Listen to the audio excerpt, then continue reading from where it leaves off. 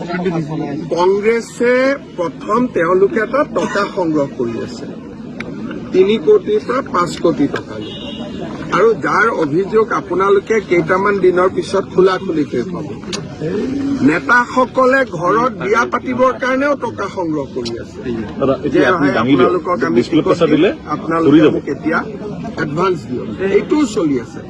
কিন্তু কোন কেইটা সমষ্টিত চলি আছে 22ৰ পৰা 23টা